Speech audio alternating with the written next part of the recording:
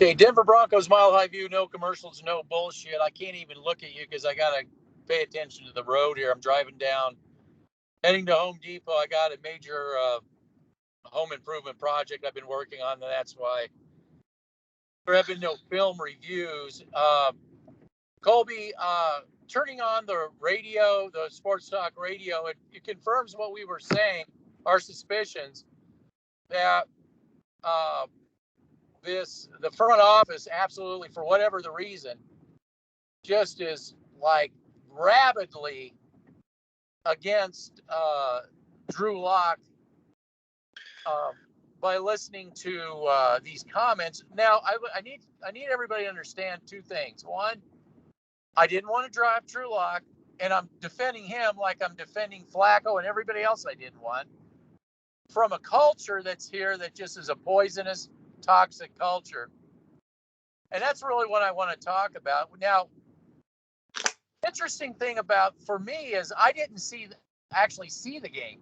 I just heard it on the radio. So I'm thinking Drew Lock's interception was akin to what Herbert did when he threw that pick directly at Surtain in the end zone. I thought it was something egregious like that. When I actually saw the video, I'm like, I get the throw.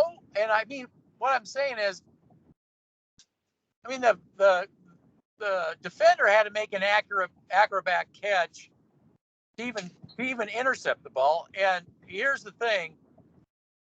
Are they going to get rid of Herbert?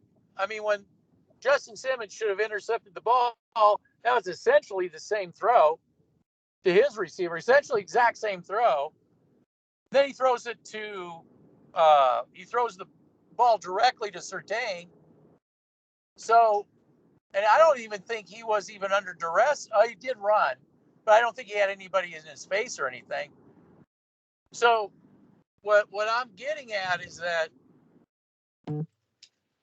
one interception and that was had to be an acrobatic catch by a defender, and now he's like the worst quarterback that walked on the face of the earth. It's just enough already. This is ridiculous. And here's the thing too. Bridgewater is just like one KO away from seeing Drew Lock again. And I don't want to see the third string, to be honest with you. I saw throws by Drew Lock. I would have liked to saw more of this season. During this, they didn't talk about the good throws he had. So when I saw his throw, I understood it. I mean, I got it but the problem was, you're throwing to Hamilton. And right, Hamilton, right? Or is it Hinton? Hinton. Kendall. Hilton. Yeah, number 9, Hilton, right? Hilton. Hinton. Kendall Hinton. Hinton, thank you. Hinton. Another guy you don't see enough of. But Hinton, now, he's not Tyreek Hill. He's not Sanders. That's why you shouldn't throw that ball. He's not Edelman. I mean, but this is one thing I got to say on his part is you were in a prime position to break that pass up, and you can't just stand there. Regardless if you hate Drew Lock, he's the worst quarterback. There's got to be some accountability there. You can't just stand there and watch the show,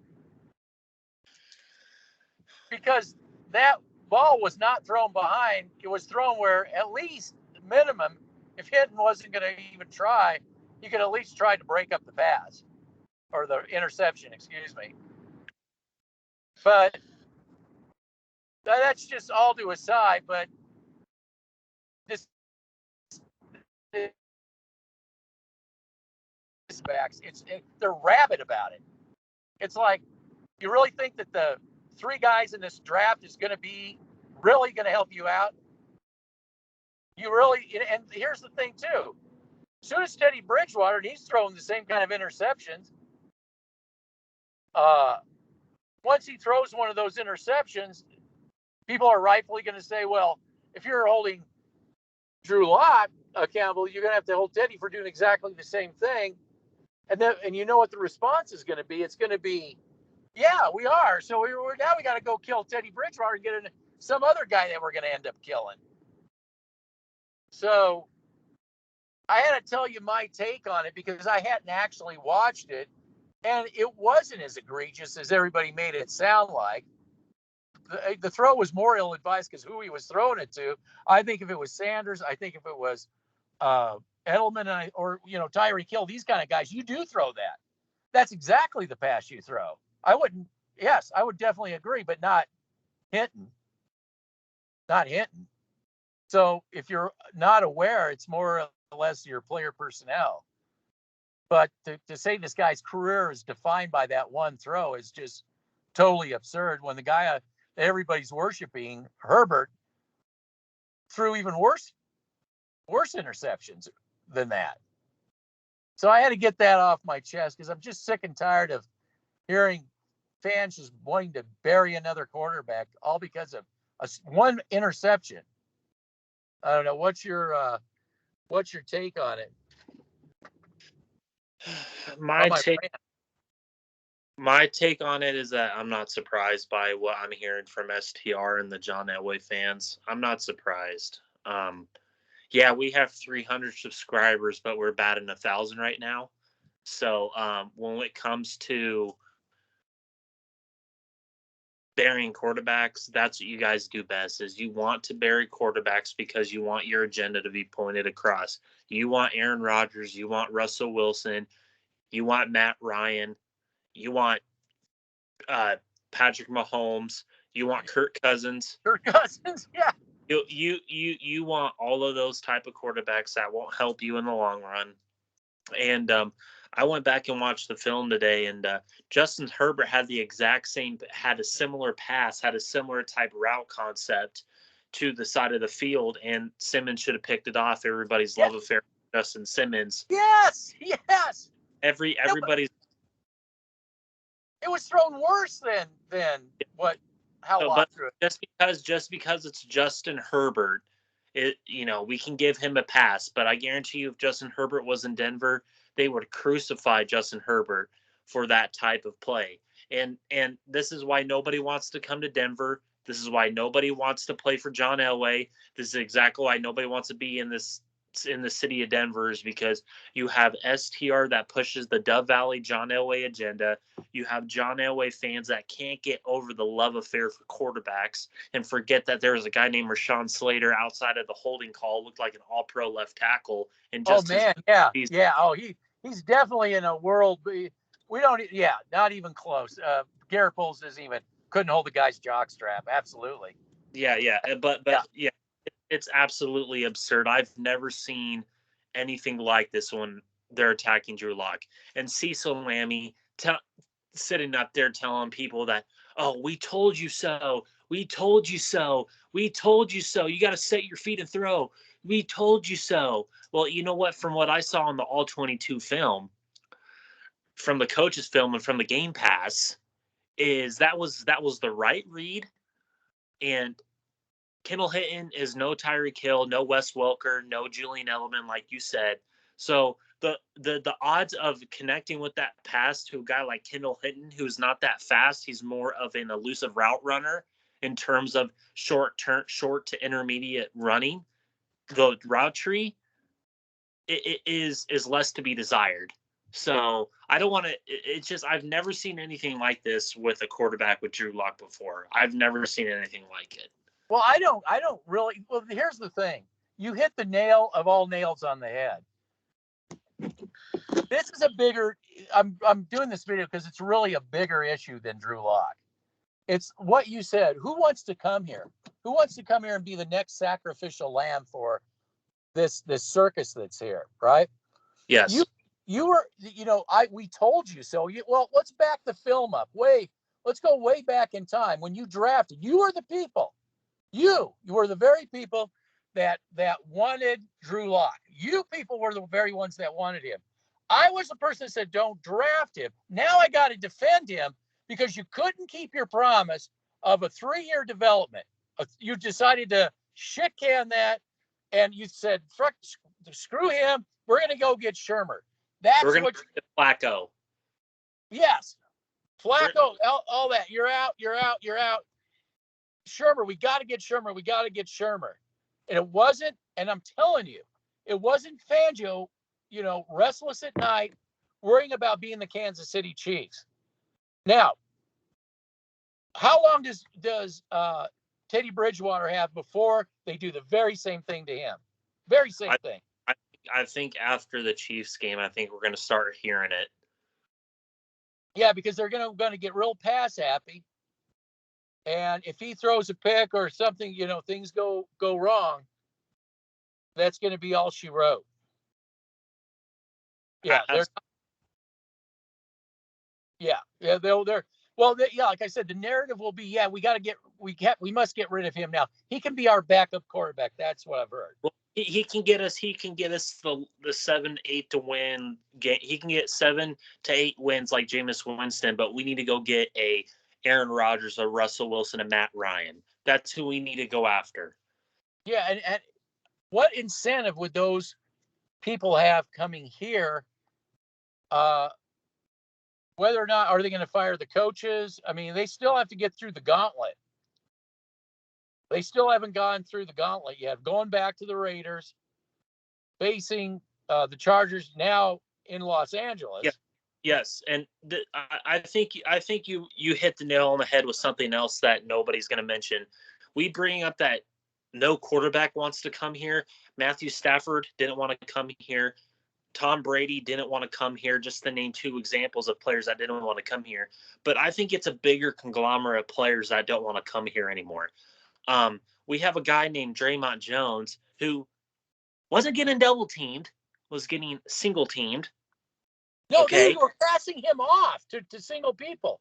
Yes, because they know, just like me and you, they watch the film and they know that Draymond Jones doesn't make an impact on this team. Neither does Justin Simmons. Neither does Garrett Bowles. Neither does Dalton Risner, because they hampered his development. Risner, I'm talking about. Yeah. And see, that's another thing. STR, you are the same people that were saying that, well, we're going to stick to this system. We're getting the quarterback that fits the system. We're going to stick to this 3-year plan, and we're going to develop the offense around Drew Lock and Rich Scangarello and all that.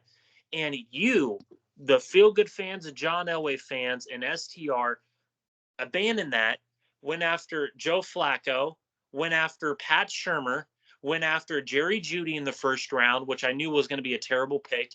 You drafted Patrick Surtain over Rashawn Slater, and you understand the implications this has long-term for an NFL team, because Pat Shurmur is so inept. And I mean, I was watching the film today, and this correlates to what we're talking about. I've never seen such an inept offensive coordinator in my life, and John Elway and Pat Shurmur have everything to do with how bad this offense has regressed. Rich Scangarello's offense didn't look this bad. It has become so inept. Well, it didn't look this bad with less playmakers. Yes, absolutely. It didn't look this inept when Rich Scangarello was on calling the offense. And you dedicated $85 million roughly to 2 players, Courtland Sutton and Tim Patrick. Oh, they were outside. They were blocking on the outside. When I watched the film, they weren't doing that. No, that the only time you could make an argument. I don't. These guys just pull crap out of the air. I'm telling you. Yeah. The only argument you could make was the Javonte Williams run touchdown, that when they did the 5 spread and left the one linebacker in the middle. Nope. But they had the whole front line was still there. Yeah, so when that touchdown run to Javonte Williams, that was Lloyd Cushenberry getting to the second level, blocking that linebacker, and you had Moody and Miners getting the blocks outside for him to go through that's what I'm saying. But the run was to the inside. The receivers literally had nothing to do with that, other than you could say they couldn't crowd the box, maybe. But it was a one-on-one situation. Cushenberry got to the second level, and that's what springboarded that touchdown. Yes, absolutely. You hit the nail right on the head. Yeah, no, that's what I saw too. So yeah, And, I just and Kenny Young, STR says that Kenny Young's a Madden 22 linebacker. Kenny Young and Baron Browning are better than Josie Jewell and Alexander Johnson. There's no question. There's no ifs, ands, or buts about it. Those two are way better than the two that everybody says is the next Al Wilson. Everybody says is the next Randy Gradishar. I don't want to hear it anymore. Kenny Young is developing Baron Browning. That is exactly what you want to see when you have your Batman and Robin in Denver, and we will get rid of Kenny Young and we will hamper Baron Browning's development. well, yeah. Well, I mean, Kenny Young want to stick around. That's the whole thing. That's what I'm saying. I don't think he will because he doesn't want to be here. Darby probably won't want to be here either. Nope. Is he on 1 year? Is he on a 1 year? 3-year contract. Oh, okay. He will be here then. Then he will. Unless he asks for a trade. Jackson will be gone for sure. We'll get stuck with Simmons. Had a terrible game again. Yeah, nowhere to be. Yeah, just nowhere, man. Just like Draymond Jones, nowhere, man. Yeah. And so they're saying we told you. The same people that said Drew Lock was a great pick. Develop him. They're the ones that are telling us so, right? The same ones that want Drew Lock, right? Yes, and can I just say this too? I want to make a point of emphasis here. We had a person come on the comment saying that we need to get over Drew Lock. Okay, I was the one that wanted him be drafted. This man didn't want him drafted by Denver. I wanted him drafted by Denver. I saw the potential in Drew Lock in the system with the Rich Scangarello offense. I saw the potential if developed correctly. But I am going to continue to defend Drew Lock because just like Reisner, just like Noah Fant, just like all these players that Elway and Shermer have ruined in this organization, I'm going to defend those. I'm not going to defend Justin Simmons because I think he absolutely sucks. And you gave him the third highest paid safety in the NFL. Now we can go around the wagon and say that about Tim Patrick and Cortland Sutton because those two have a bigger target on their backs now because of John Elway and because of Pat Shurmur and the 3 wide receiver sets. There is no way that I cannot see Pat Shurmur leaving Denver next year because this points to him being back next year. The Kansas City, we're going to do everything in our possible power to go get Aaron Rodgers. I think that is the game plan. Oh, absolutely. They still are. They're drunk. They're high on all this stuff. Yeah. Yeah. I don't know what you could possibly do. And we're not the only ones saying this. What could possibly give incentive to any of these guys to come here? Obviously, Stafford had a chance to come here. And he said no. He said absolutely no. And the STR platform that you guys listen to said he was a shoo-in to come to Denver. Yeah. Okay. Yeah. Okay. Yeah. So what gets me is not so much that that their rabid hatred for Drew Lock isn't really it's not the bigger. For me, the bigger issue is they can't develop anybody. They can't develop nobody because if they, as soon as they, you get a guy, and no matter who it is, Case Keenum should have been here longer, and then they could have drafted whoever. Lock. They could have, or whatever. If you like, what was it, Josh Allen? You could have, if you have, but you don't have that mentality here. This is what it comes down to is we gave him a chance to fill in the quarterback. We gave him a chance. Are we in the chance business or are we in the development business? We are. They're not. They're not. So absolutely, it's a culture that has to get removed.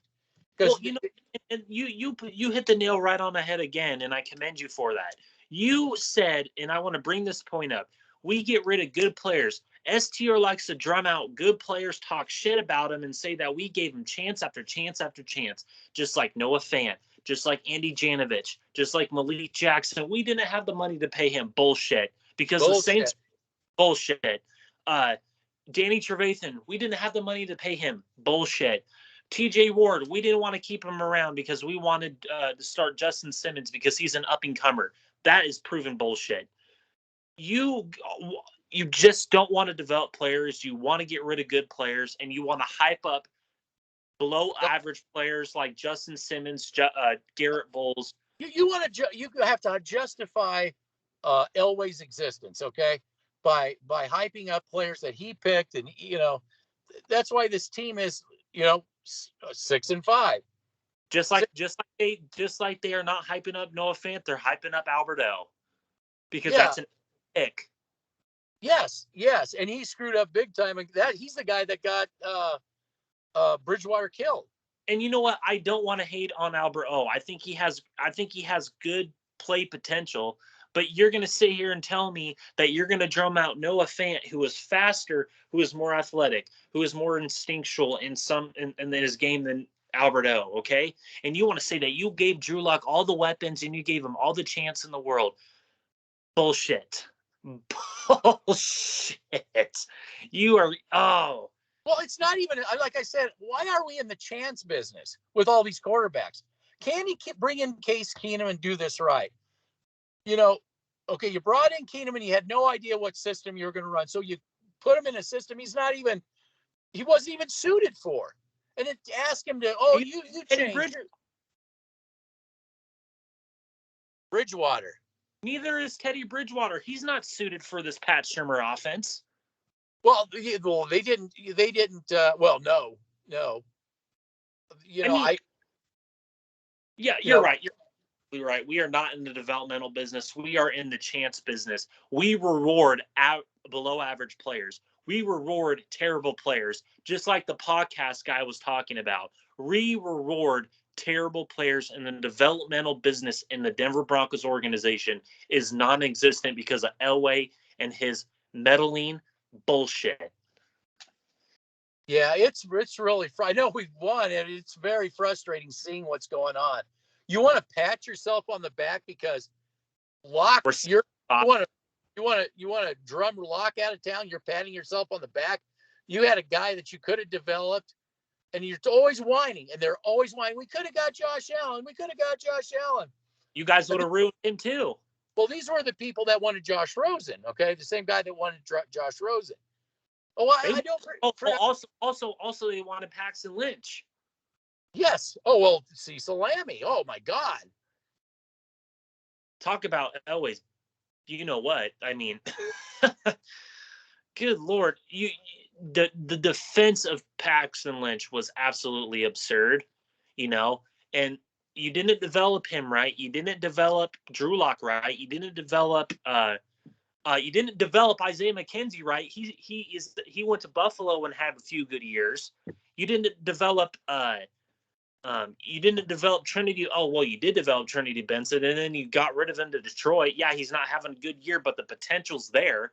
And you just get rid of all these good players, Malik Jackson, Danny Trevathan, all these good-ass players that could help develop young players into players that they could potentially be, like a Williams. Williams could have been, if we brought in somebody that was a Aaron Donald-like player, or even a DeForest Buckner, Bleal Nichols I would go after. He could be the Batman to the Deshaun Williams, not to the Deshaun Williams to the freaking Draymond Jones. No. This is what I look at. This is what you look at. This is what some of our subscribers look at. But it's getting to the point where this team, I think, is a smoke and mirror team. I really do. I think they're a smoke and mirror team. Their record does not show the problems that exist on film, and the platforms that the John Elway people look at, the feel good fans, they actually believe they're going to the playoffs, and those are the platforms that don't show you film, that don't show you anything. But we're here providing you guys realistic film breakdown studies that me and you both looked at in the past 24 hours roughly. And there are so many problems on this team that were shown on film that those people will not talk about. No. No, man, again, they got a straw they can hold on to because they have a win. They got a straw that they can hold on to. Now, if they get beaten Kansas City, they'll just chalk it up. Oh, it's Kansas City. Of course we're going to get beat. That's the mentality that they have too. It's sad. It's really sad. They couldn't get anything right. And when are they ever going to get it right? Can I something real quick? And you have longer football knowledge than I do. Okay, I've never seen one player in terms of Drew Lock be criticized to the point where he's been criticized. I don't know if you've seen it before, but this is completely different than Kyle Lorton, Jay Cutler, uh, uh, even Jake Plummer back in the day. I've never seen it before. This is an anomaly, and this is something that has. Yeah, This is the Denver organization now. They well, are. that's why I wanted to make a video. It's not because I have a love affair for Drew Lock. It's because it's the sickness that's gone on in this organization, the fan base, and I just it believe me, This fan is toxic. It's toxic, and players know it around the league. Fans around the league know it. Organizations know it. I feel bad for Teddy Bridgewater. I feel bad for him too. I know those two have a common bond because I know Bridgewater knows he's not really wanted either. He's just filler. It's yeah. So like I said. And that's what we are. We are a Band-Aid team. We're a filler team. We put names. We're a filler team. That's what we are. We're a filler team. We're not a developmental team like the Baltimore. No culture. It's almost like Schlereth would say, independent contractors. A team full of independent contractors. Yeah, There's no family. There's no family in the Broncos organization. And that's what Pat Bowlen was all about.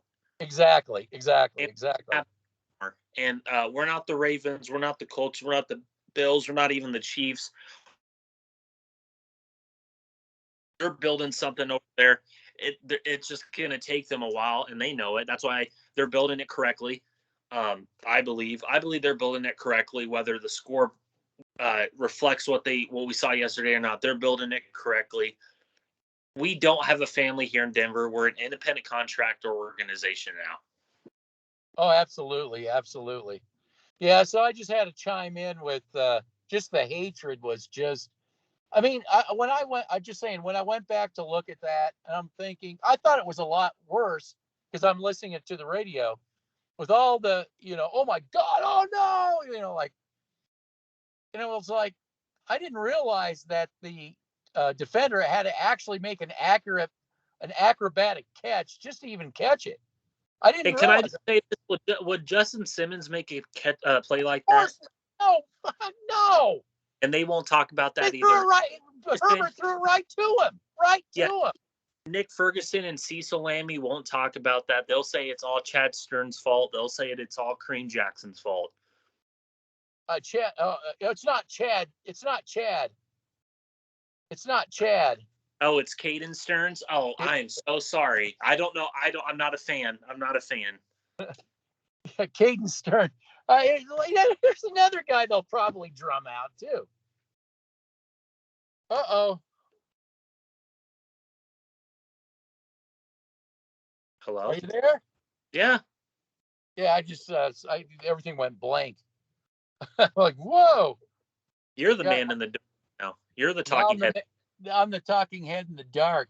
I got to get in and get my supplies and stuff, but already. Yeah, but like I said, Stearns is another guy they'll probably drum out of here too. It's unbelievable. Yeah, it's a clown car full of independent contracts. It's a clown car full of independent contracts right now. Yeah, it's absolutely god awful. Oh God. This is why this team will never go anywhere until they get the proper ownership and the proper developmental organization back again. Yeah, until the culture changes around here. Yeah. They're always going to be searching for the next guy. As soon as he throws an INT, oh my God, we got to get rid of him. He's the worst quarterback ever. We gave him a chance. Yeah, or they'll get a quarterback that's like Justin Simmons who sucks, and they'll just keep defending to the bitter end. They'll give him $500 million. Yeah, yeah, they'll give him $500 million. Yep. Oh God. It's sad. It's sad. Yeah, I just thought that the attacking Drew Lock was way over the top, and just, I mean, it started with Sandy Clough like, oh, it's so unprofessional. He wasn't prepared, and I'm like, I look at I watched it, and I'm like, it wasn't any of that. I said, are you going to sit down? Why is Sandy Clough talking about being prepared in an NFL game when he's not prepared in his logic with the NFL team? Yeah. I mean, Sandy Clough, man, you talk about unprofessionalism, dude. I mean, you sit there and say you get paid for that every time a commenter or like you hang up on me when I'm trying to provide a point. You hang up on my ass. And every time I try to make a point to you, I get paid for this and you don't. But I'm still better than you in terms of my track record, buddy. And I've been doing this for 2 years now. And I'm better. Sorry. I'm not going to say I'm better than him. I just want to say my track record speaks for itself.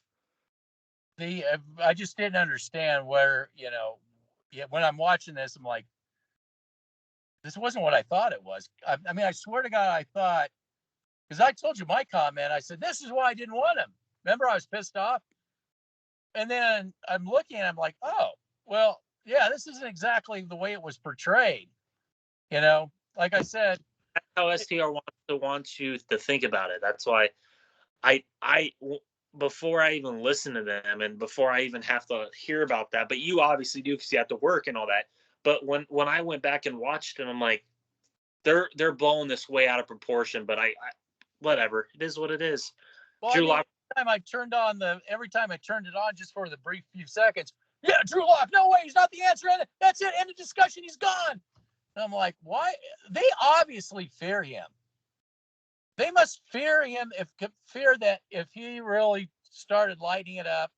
You brought up a great point. You sent me a little recording earlier this morning about that pass to what was it, Tim Patrick in the end zone. You think Teddy Bridgewater would have made that throw? No, that's what I'm saying. I was saying I saw throws we haven't seen. Nope. Because they don't want him. The fans don't want him. STR doesn't want him. Elway sure as hell doesn't want him. Well, Elway, it started with him, and then they trickle down to STR. Then STR just keeps repeating it over and over and over and over again. I agree. So that's what I'm saying. It goes, like I said, Case Keenum. Why the hell? Like I said, I just said the same thing with Drew Lock. These are dead men walking. They're coming in. Whoever, and now Bridgewater. What I say with Bridgewater? He's a dead man walking. That's why I think Bridgewater was trying to help Lock out. Yeah, I agree. I think he knows, and I think this is going to backfire. Yes, I think that the players will support Lock. And I think that too, because I think Von Miller was really with the way he got on the thing with the radio with Oakley Dokley Stokely. And Zach By, who's an idiot. Yeah, and just like I don't respect you guys at all. And I don't respect this interview. I have to do it because I have to do it, but I really don't want to do it because I don't respect you guys. Mm-hmm. And I think him out of town. Yeah, exactly. Oh man, were they trashing him out too? So and Derek Thomas-like player, but whatever. Oakley Dokley Stokely, you played with him. And you are such a moron, man. Holy cow. Whatever. Oh, another player down the road, Andy Janovich. All right. So Cleveland, by the way, all you feel-good fans. What's that? How's he doing in Cleveland? Which one? Andy Janovich. He's doing very well. Yeah, he's helping springboard that running game with Nick Chubb and Kareem Hunt. Yeah. Well, yeah, it's our loss, their game. Oh, one last thing I want to say is Noah Fant was in the end zone, waving his arms, and I think that pass was to him. Yep, I agree. And I just like, wow. I mean, Schobert, like I'm not taking any away from Schobert. I think he's a good player. Yeah, But I thought, wow, that was a hell of a snag. Yeah, and they'll drum him out too. They don't. Yeah, they probably will. Well, no, I think they'll keep him, but they'll get rid of Fant. And of course, they'll utilize Fant correctly, and everybody will be what? Don't understand it, can't figure it out. I agree. All right, I'll let you go. All right, take care. Just a face in the dark. Yep, talking head in the dark. We are not Bronco fans at all. Nope, we're just talking heads in the dark. Absolutely. All right, bye. All right, bye.